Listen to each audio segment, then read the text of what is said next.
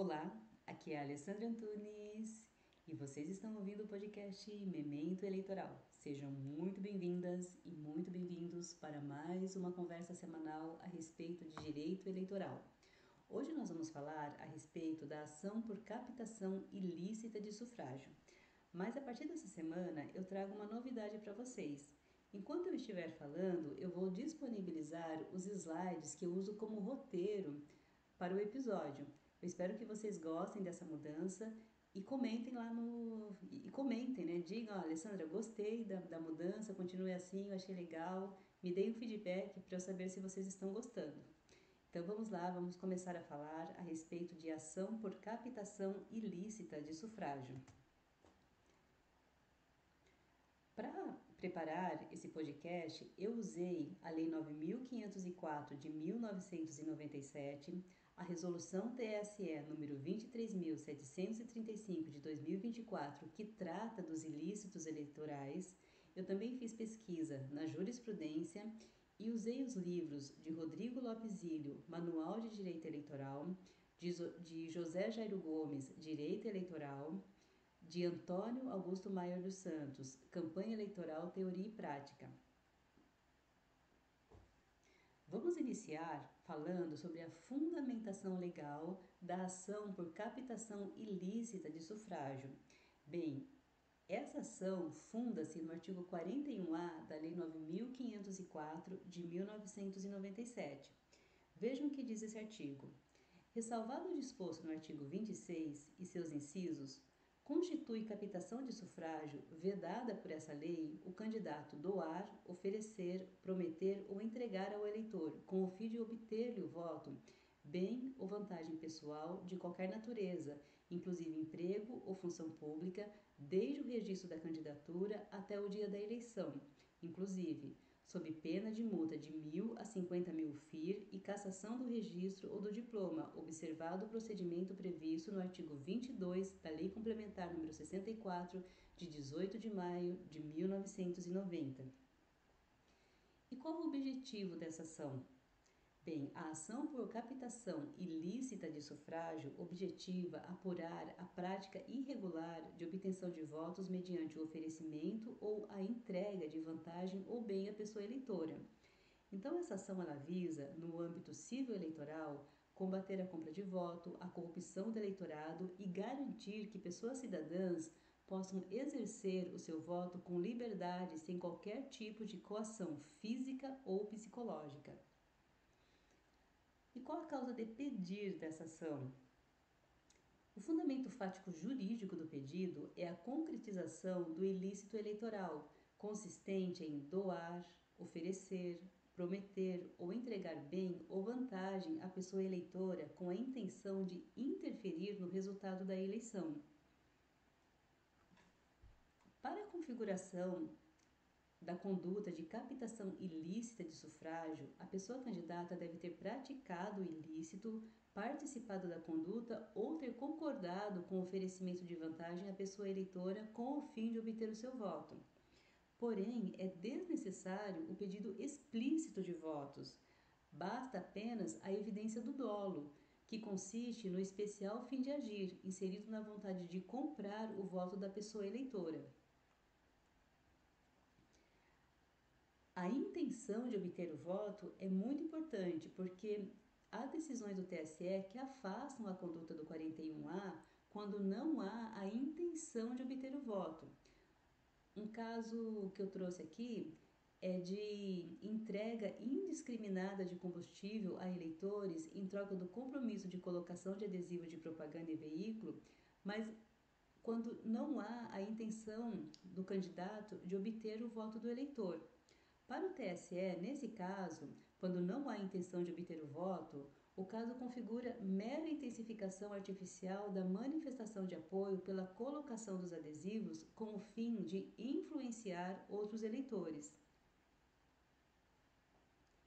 E pessoal, para a configuração de captação ilícita de sufrágio é necessária a presença dos seguintes elementos: a prática de qualquer das condutas previstas no artigo 41A, que é obter, entregar, prometer benefício à pessoa eleitora, Deve haver também o dolo específico de obter o voto da pessoa eleitora. Os fatos devem ter ocorrido entre a data do registro de candidatura e a data da eleição, e deve haver a participação direta ou indireta da pessoa candidata beneficiada, a sua concordância ou seu conhecimento para que haja a caracterização do ilícito.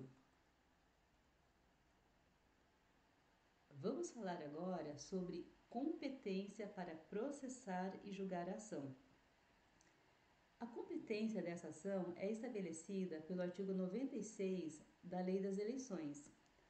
Esse artigo diz o seguinte: salvo disposições específicas em contrário dessa lei, as reclamações ou representações relativas ao seu descumprimento podem ser feitas por qualquer partido político, coligação ou candidato e devem dirigir-se aos juízes eleitorais nas eleições municipais, aos tribunais regionais eleitorais nas eleições federais, estaduais e distritais, ao Tribunal Superior Eleitoral na eleição presidencial.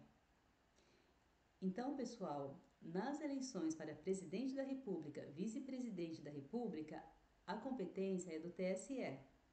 Nas eleições para senador, governador, vice-governador, deputado federal, estadual e distrital, a competência é do TRE.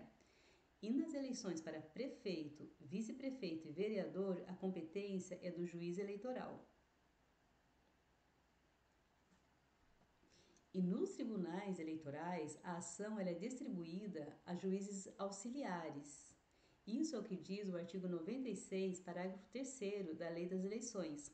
Eu também trago aqui duas jurisprudências que são nesse mesmo sentido. Elas dizem o seguinte: a primeira, a competência para o exame de infrações ao disposto no artigo 41A da Lei 9.504 de 97 é fixada pelo artigo 96 do mesmo diploma, recaindo sobre os juízes auxiliares.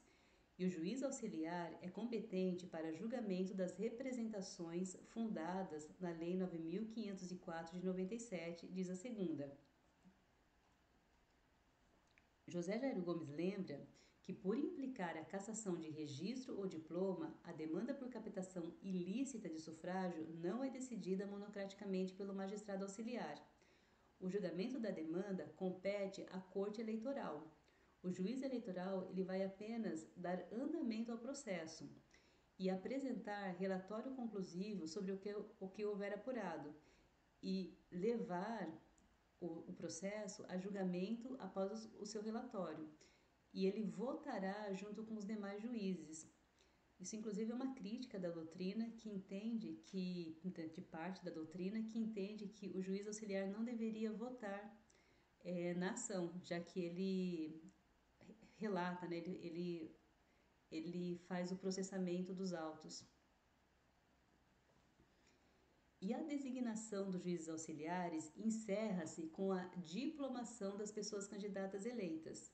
Trouxe aqui também uma jurisprudência que fala exatamente sobre isso. Diz o seguinte: cessada a atuação dos juízes auxiliares, o feito deverá ser distribuído a qualquer outro membro da Corte Eleitoral. Então, a designação dos juízes auxiliares encerra-se com a diplomação, então, após isso, o processo ele é distribuído a um outro membro do Tribunal Regional. Vamos falar agora sobre legitimidade ativa. Quem são as pessoas que podem propor a ação por captação ilícita de sufrágio? Bem, são 5 os legitimados. São as pessoas candidatas, os partidos políticos, as federações, as coligações e o Ministério Público. Nós devemos nos lembrar que partidos coligados não têm legitimidade para agir isoladamente durante o período eleitoral, salvo para questionar a validade da própria coligação. E também devemos ter em mente que as coligações se extinguem com o fim do processo eleitoral, que é delimitado pelo ato de diplomação dos eleitos. A partir desse momento, os partidos coligados voltam a ter capacidade processual para agir isoladamente. Trouxe aqui uma jurisprudência que fala exatamente sobre isso. Vou ler só a parte em negrito. Após a eleição, o partido político coligado tem legitimidade para isoladamente propor a representação. Vamos falar agora sobre legitimidade passiva. No polo passivo dessa ação, deve figurar a pessoa candidata que praticar as condutas do artigo 41A ou que delas participar ou com elas concordar. E eu trouxe aqui mais uma vez o que diz lá o artigo 41A, fiz um esquema aqui para vocês podem visualizar aí. E uma coisa importante é que, segundo a jurisprudência do TSE, o terceiro não candidato não tem legitimidade para figurar no polo passivo da representação por captação ilícita de sufrágio. Eu trouxe uma jurisprudência que fala exatamente sobre isso. Somente o candidato tem legitimidade para responder pela captação ilícita de sufrágio prevista no artigo 41A da Lei 9.504 de 1997. Esse caso foi de relatoria da ministra Rosa Weber. Trouxe uma outra jurisprudência aqui das eleições de 2016 que diz o seguinte: embora o ato ilícito possa ser levado a efeito por terceiro não candidato, esse não possui legitimidade para figurar no polo passivo da demanda fundada no artigo 41A da Lei 9.504 de 1997. Apesar dessa posição do TSE, Rodrigo Lopes Ilho defende que o melhor seria admitir a legitimidade passiva de pessoas candidatas e de qualquer pessoa física que tenha praticado ou concorrido para o ilícito. O autor, ele cita vários argumentos para fundamentar sua tese, e entre eles o fato de o TSE admitir a possibilidade de punição por mera participação ou anuência da pessoa candidata. Assim, para o autor, é descabido reconhecer a conduta ilícita do terceiro e não puni-lo. Eu concordo com ele, e vocês? Deixem aí nos comentários. Mário dos Santos, por outro lado, ele se alinha à visão do TSE e defende que o terceiro pode ser punido em outras ações, inclusive na esfera penal, já que o artigo 299 do Código Eleitoral, que tipifica o crime de corrupção eleitoral, pode ser praticado por qualquer pessoa física. Já José Jair Gomes, ele se alinha ao entendimento de Rodrigo Lopes Ilho, só que ele estende a legitimidade passiva a pessoas jurídicas. Vamos falar agora a respeito de legitimidade passiva e litisconsórcio passivo necessário. Vamos começar conceituando litisconsórcio. Litisconsórcio é a pluralidade de sujeitos em um ou nos dois polos da relação jurídica processual que se reúnem para litigar em conjunto. Já litisconsórcio necessário é aquele que é obrigatório, seja por expressa determinação legal, seja em razão da natureza indivisível da relação de direito material da qual participam os litisconsortes. Ou seja, no litisconsórcio necessário, todos são afetados pela decisão judicial. E o que importa para nós aqui é que o Tribunal Superior Eleitoral, ele firmou o entendimento no sentido de que nas eleições majoritárias, que vamos lembrar são aquelas para presidente e vice, governador e vice, prefeito e vice, senador e suplente, então nessas eleições o TSE entende que há litisconsórcio passivo necessário em razão de se tratar de chapa única.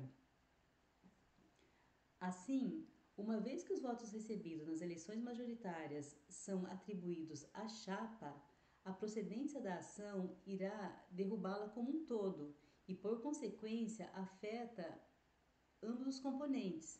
Por isso, a necessidade de que ambos participem do processo. Eu trouxe uma jurisprudência do TSE que fala exatamente sobre isso. Diz o seguinte: as combinações do artigo 41A da Lei 9.504 de 1997, multa e cassação do registro, são necessariamente cumulativas, alcançando os candidatos que figurem em chapa. Não há dúvida a respeito da existência de litisconsórcio passivo necessário entre prefeito e vice-prefeito nas ações eleitorais que possam implicar cassação do registro ou diploma, dada a indivisibilidade da chapa. Bebe mais um pouquinho de água, gente.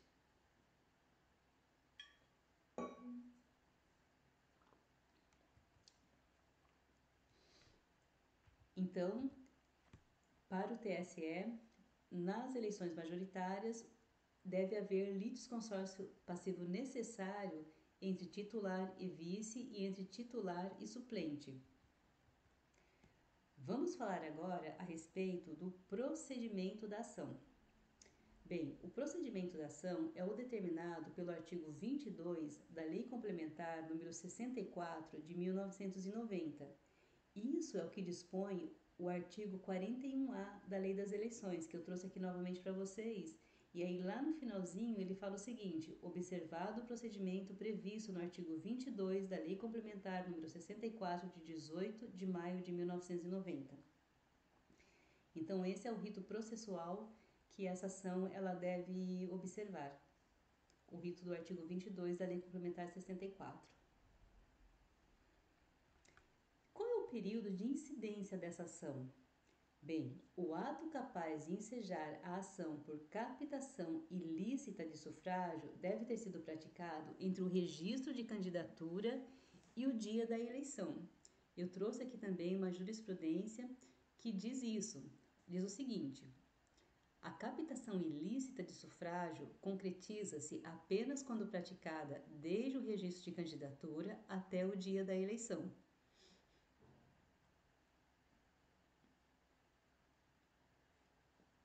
Vamos falar agora sobre tutela provisória de urgência antecipada. Vamos lembrar que a finalidade da ação é a cassação do registro ou do diploma, no caso de pessoa candidata eleita e cumulada com multa. José Jair Gomes sustenta que é incabível a antecipação de tutela para cassar o registro. Por outro lado, ele sustenta que a antecipação de tutela para cassar o diploma é viável, porque a cassação antecipada do diploma significa a mera recusa de conceder o documento enquanto o processo estiver pendente. E quanto à tutela provisória de urgência cautelar, será que é aplicável a essa ação?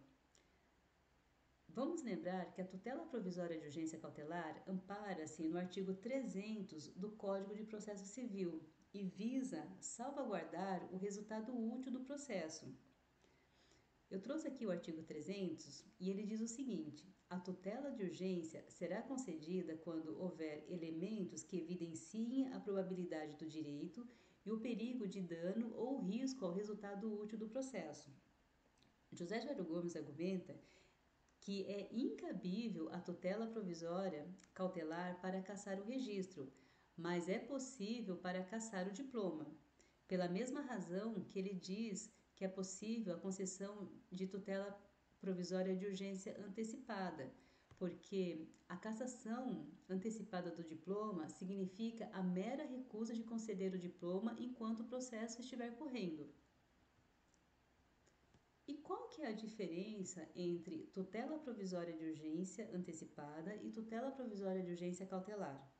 Bem, a tutela provisória de urgência antecipada visa a satisfação do direito da parte no plano fático. Já a tutela provisória de urgência cautelar objetiva garantir o resultado útil e eficaz do processo. Vamos falar agora sobre as consequências da procedência da ação. Então, a procedência da ação ela acarreta cumulativamente, no caso de julgamento que ocorra antes da diplomação, a cassação do registro. Caso o julgamento ocorra depois da diplomação, a cassação do diploma, cumulados com multa que vai variar entre R$ 1.064,10 e R$ 53.205. Isso é o que dispõe o artigo 14 da Resolução TSE número 23.735 de 2024. E pessoal, na dosimetria da multa, a autoridade judicial deverá considerar a gravidade qualitativa e quantitativa da conduta. Isso também está disposto na resolução TSE 23.735 de 2024. E uma coisa importante é que a sanção de multa impõe que a ação prossiga até o seu desfecho, na impossibilidade de cassação do registro ou do diploma, naqueles casos em que a pessoa candidata não é eleita, ou tem o registro indeferido, ou ocorra o término do mandato. Isso é o que diz o artigo 14, parágrafo 2º da Resolução TSE número 23.735 de 2024. Eu vou ler aqui para vocês. A impossibilidade de cassação do registro ou do diploma, em caso de candidata ou candidato não eleita ou não eleito, com registro indeferido ou de término do mandato, não afasta o interesse jurídico no prosseguimento da ação para fins de aplicação da multa. Além disso, a procedência da ação pode acarretar, como consequência secundária da decisão, a declaração de inelegibilidade da pessoa condenada pelo ilícito, nos termos do artigo 1º, inciso 1, a linha J, da Lei Complementar número 64 de 1999.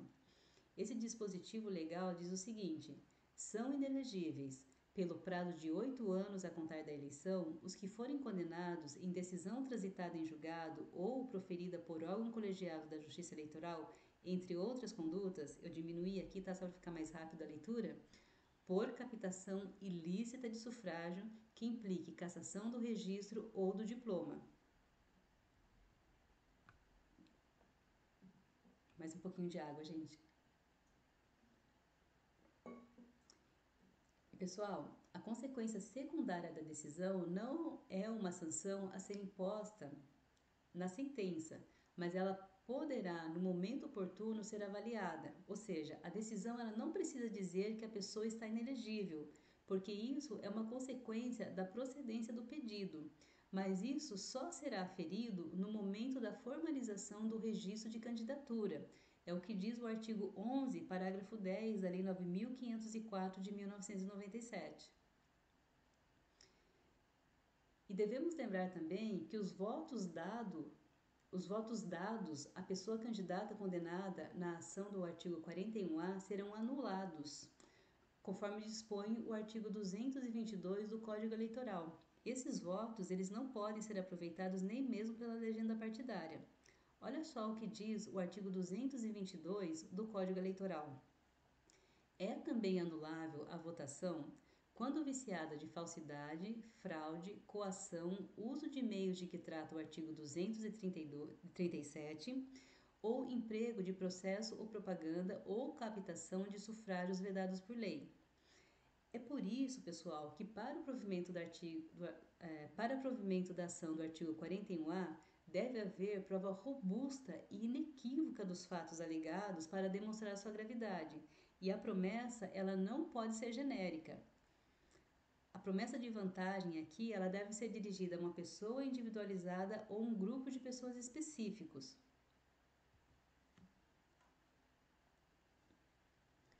Trouxe uma jurisprudência que fala exatamente sobre isso. Fala, para a configuração do ilícito, previsto no artigo 41A da Lei 9.504 de 1997, a promessa de vantagem pessoal em troca de voto deve corresponder a benefício a ser obtido concreta e individualmente por eleitor determinado ou determinável. Então, promessas feitas a eleitores em geral, elas não podem ser caracterizadas como captação em lista de sufrágio. Por exemplo, como o candidato dizer: eu vou asfaltar todas as ruas esburacadas se vocês votarem em mim. Isso não caracteriza uma captação em lista de sufrágio. Isso é um ato normal de campanha, faz parte do processo político mesmo. E, por fim, da decisão que julgar a ação por captação ilícita de sufrágio, caberá recurso no prazo de 3 dias, contado da publicação no Diário de Justiça Eletrônico. Isso é o que diz o parágrafo 4º do artigo 41 da Lei das Eleições. Eu não coloquei aqui, mas tá fácil pegar aqui, tá aqui, olha. O prazo de recurso contra decisões proferidas com base nesse artigo será de 3 dias a contar da data da publicação do julgamento no Diário Oficial.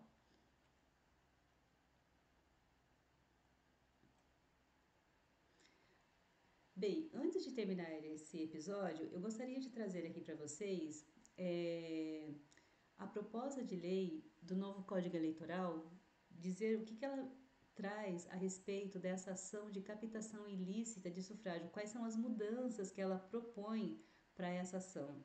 Bem, tem algumas mudanças que eu considero que são boas e tem outras mudanças que eu considero que não são boas.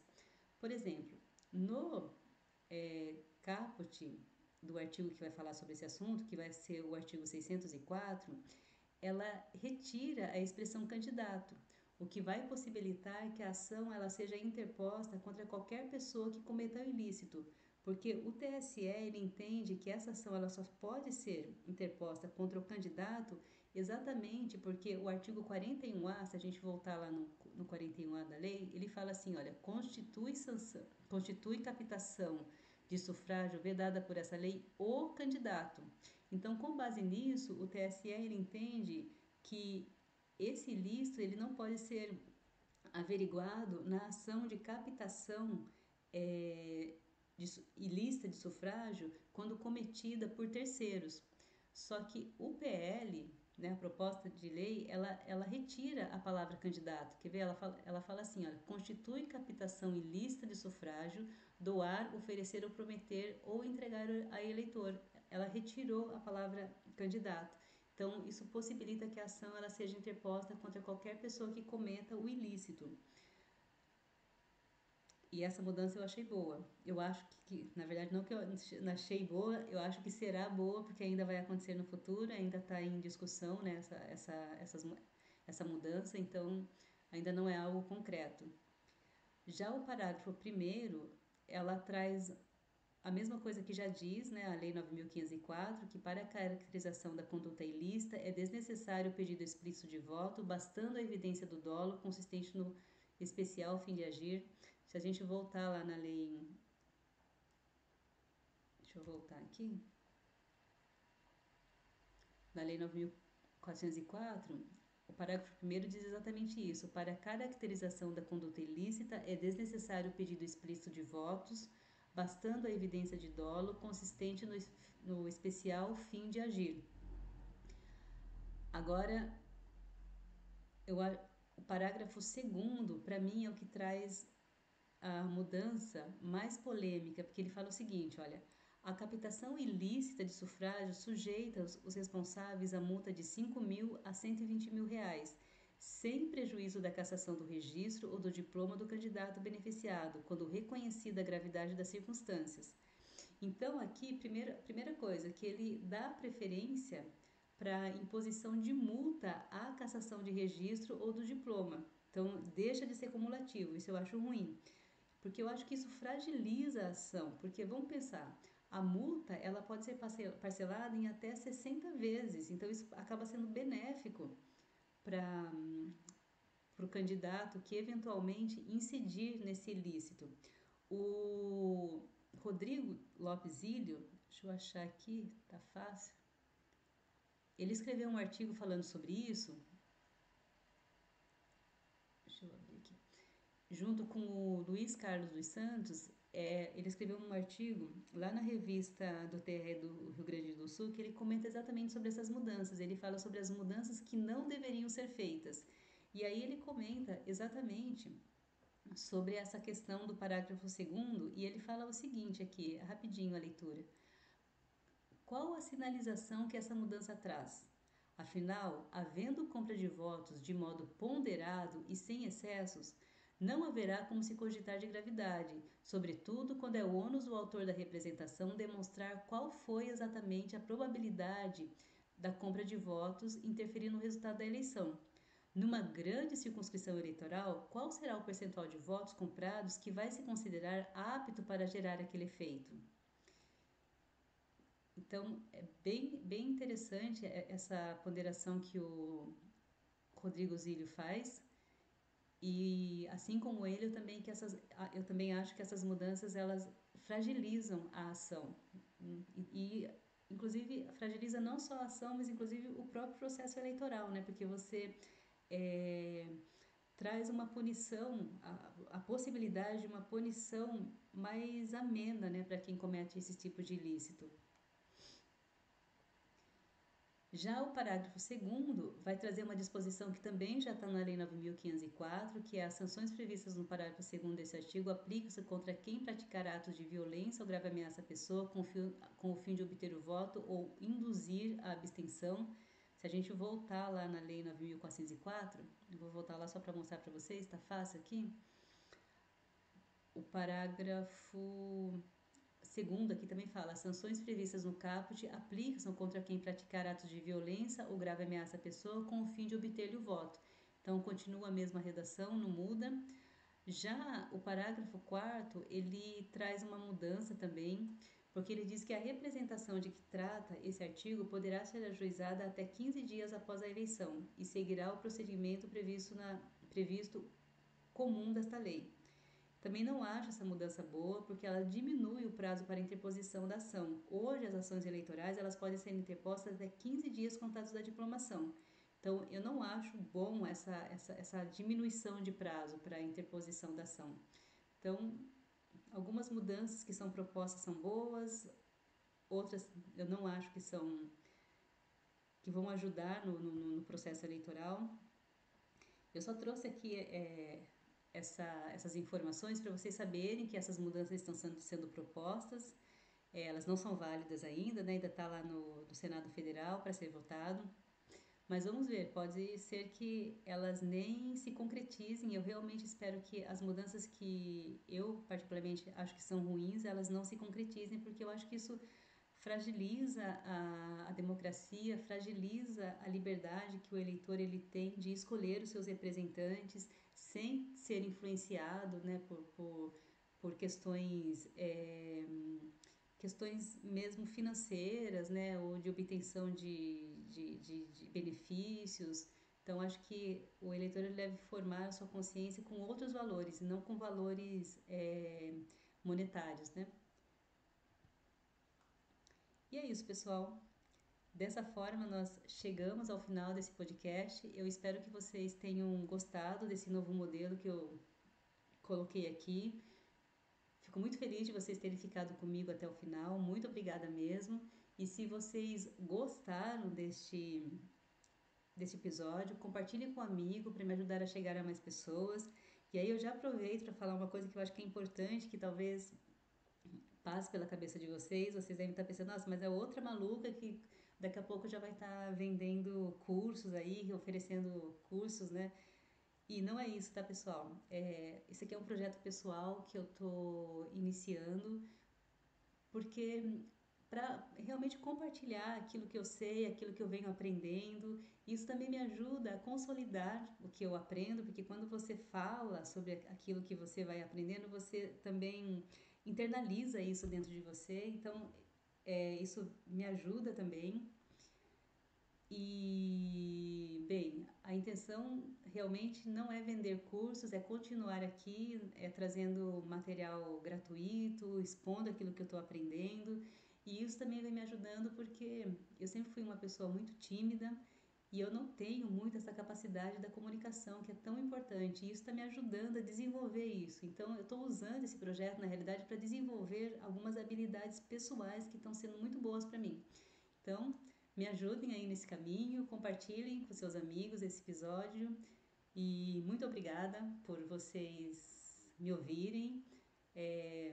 Até semana que vem, grande beijo para vocês, se cuidem, até mais, tchau, tchau.